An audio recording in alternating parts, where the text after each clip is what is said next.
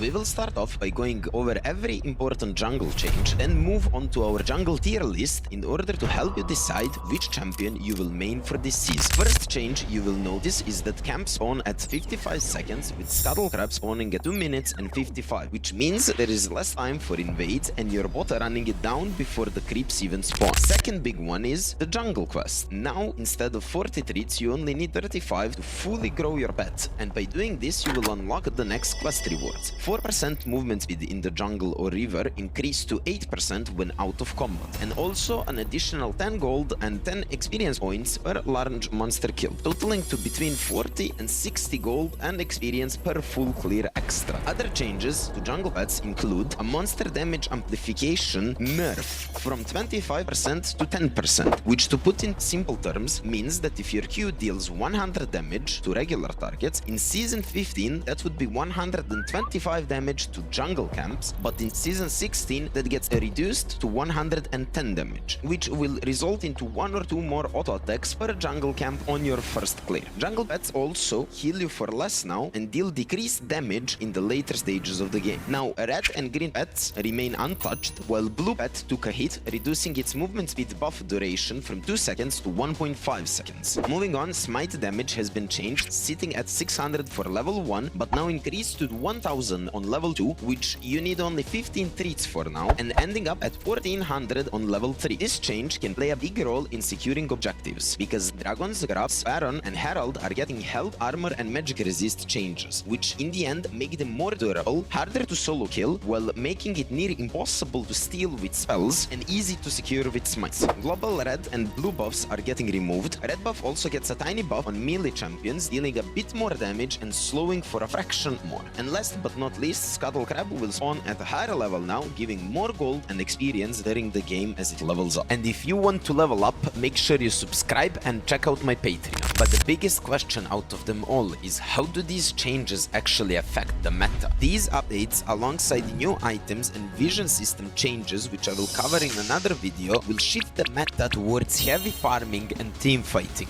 And that's why Diana will be unstoppable this patch, closely followed by Echo, who enjoys farming, scaling up, and looking for those crazy flank positions in teamfights. Last champion of the S tier is Nunu, and this is because his clear is mostly unchanged due to him having true damage in his kit. He can still gank even with Phaelites and vision changes because his W is so powerful, and also what better champion to control objectives than the guy who has 2 smites in his kit. Looking at these 3 champions, we can notice they have 2 things in common.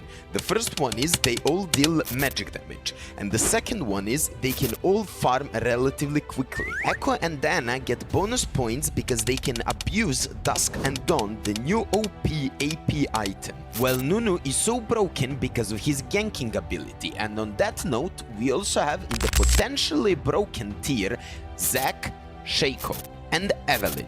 But I'm not 100% convinced that these champions are completely broken, because they're in a much weaker state champion-wise than Nunu is. Moving along, champions that are really strong but not quite broken are Gwen, Cartus, Brand, Zira, Lilia, and as you can see, this is because they are all AP champions that farm really well and have strong scaling capabilities to carry the teamfights later on. Next in the A tier, we have a tank like Mundo, who is very strong at farming but also powerful against magic damage dealing champions, so that's why he earned a spot in this tier. As for AD champions, while they're being weaker this patch, there are some exceptions, and that is Jace, Zed, Graves, Kiana, and Rek'Sai, who I would say are still fairly strong in today's meta. With a special note to Talon and Rengar, because one-tricks who are really good at these champions can completely 1v9 games.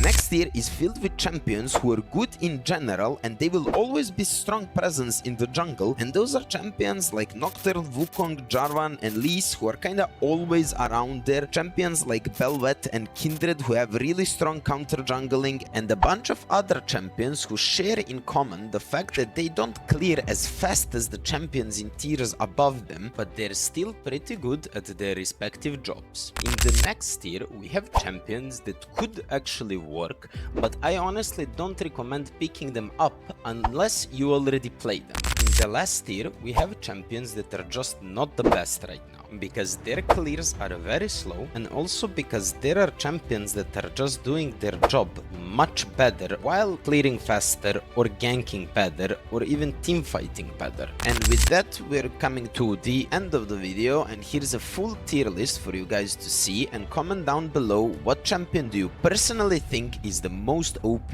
right now.